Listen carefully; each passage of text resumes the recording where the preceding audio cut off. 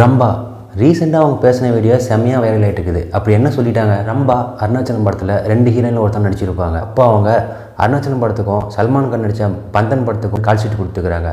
2 படத்தோட ஷூட்டிங் ஹைதராபாத்தில் பக்கத்தில் நடந்திருக்குது. இந்த சமயத்தில் சல்மான் கான் என்ன பண்ணிக்கிறாரு, நம்ம தலைவரோட ஷூட்டிங் பக்கத்தில் நடக்குது, அவர் போய் பார்த்துடலான்னு சொல்லி அவரும் ஜாக்கி ஷரப்பும் வந்துக்கிறாங்க. அவர் சல்மான் கான் வரும்போது ரம்பா என்ன பண்ணிக்கிறாங்க, சல்மான் கானை ஓடி போய் கட்டி பிடிச்சிக்கிறாங்க.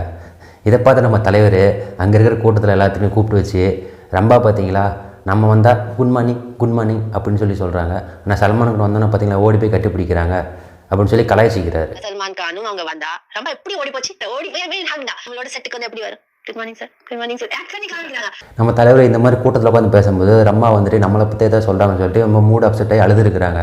அதுக்கப்புறம் அந்த விஷயம் தெரிஞ்சு தலைவர் கூப்பிட்டு வச்சு, இந்த மாதிரி நீ நார்த் இந்தியன்னா ஒரு மாதிரி, சவுத் இந்தியன் ஹீரோன்னா ஒரு மாதிரி சொல்லி பாகுபாடு பார்க்குற, இனிமேல் நாளையிலேருந்து என்ன பண்ணுற, செட்டில் வரும்போது எல்லாத்தையும் கட்டுப்பிடிக்கிற அப்படின்னு சொல்லி கலாய்ச்சி தள்ளிக்கிறார். இதை விட பெரிய ஹைலைட் என்னென்னா, ரம்பா சொன்ன விஷயம் தான் சோசியல் மீடியாவில் பற்றிக்கிட்டு எரியுது. அப்படி என்ன தான் சொல்லிட்டாங்கன்னு பார்த்தா, அருணாச்சலம் ஷூட்டிங் அப்போது மத்தியான நேரத்தில் ஷூட்டிங் ஸ்பாட்டில் ஒருக்கா லைட் ஆஃப் ஆகிருக்குது. அந்த சமயத்தில் வந்து தலைவர் என்ன பண்ணிக்கிறாரு, ரம்பாவோட சோல்டரில் தட்டிட்டு ஓடிக்கிறாரு. ரம்பா யாரும் எனக்கு பின்னாடி தட்டிட்டு போயிட்டாங்க அப்படின்னு சொல்லிட்டு அங்கே இருக்கவங்க கேட்டுக்கிறாங்க. உடனே தலைவர் என்ன பண்ணிக்கிறார், நான் தான் தட்டினேன் அப்படின்னு சொல்லிக்கிறாரு. இந்த மாதிரி தலைவர் வந்து ஷூட்டிங் ஸ்பாட்டில் எல்லாத்தையும் கலாய்ச்சிட்டு ஜாலியாக இருப்பார் அப்படின்னு சொல்லி யதார்த்தமாக சொல்லிக்கிறாங்க.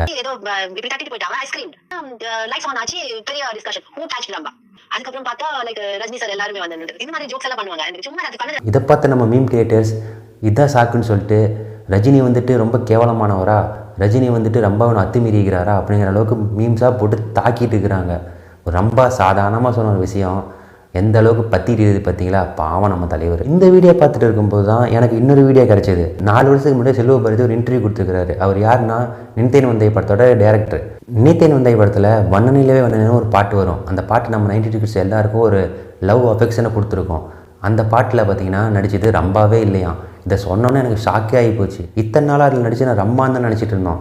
ஆனால் அவர் வந்து ரம்பாவே இல்லைன்னு சொல்லி ஒரு பெரிய குண்டை தூக்கி போட்டுக்கிறாரு. எதனாலன்னு சொல்லி அந்த வீடியோவை டீட்டெயிலாக பார்த்தா, அந்த பாட்டு எடுக்கும்போது ரம்பா வந்துட்டு தெலுங்கு படத்துக்காக கால் ஷீட் கொடுத்துக்கிறாங்க. அதனால் வந்து டேரக்டர் சொல்லாமே கிளம்பி போயிட்டாங்க. இதனால் கடுப்பான டேரக்டர் என்ன பண்ணிக்கிறாரு, அந்த பாட்டுக்கு குரூப் டான்ஸர் ஒருத்தரை வந்து கூப்பிட்டு வந்து ஆட வச்சுக்கிறாரு. இன்னைக்கு வரைக்கும் யாருக்கும் தெரியாது. அதில் இருக்கிற ரம்பாவோட 46 ஷாட் பூஞ்சல் மட்டும்தான் அந்த பொண்ணு என்ன ஓடுறதுக்கு பாருங்க, அத்தனை டான்ஸர். இதை பார்த்தோன்னா எனக்கு ஒரு டவுட் வருது. கதைப்படி தளபதி தொப்புள் பக்கத்தில் மச்சிருக்கிற பொண்ணை தான் விரும்புவார். ஆனால் அந்த பாட்டில் நடிச்சது ரம்பாவே கிடையாது. அப்புறம் எப்படி தளபதி ரம்பாவை கல்யாணம் பண்ணாரு?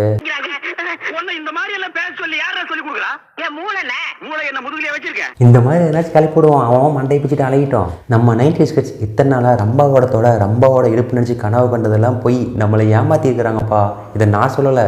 அந்த வீடியோவோட கமெண்ட்டில் பார்த்தீங்கன்னா நம்ம 90s கிட்ஸ் எல்லாம் கதறி இருக்கிறானுங்க. அந்த பாட்டில் நடித்த பொண்ணு எங்கே இருக்குன்னு கண்டுபிடிச்சி பேட்டி எடுங்கப்பா. நம்ம 90s கிட்ஸ்க்கு ஆறுதலாக வச்சுருக்கோம்.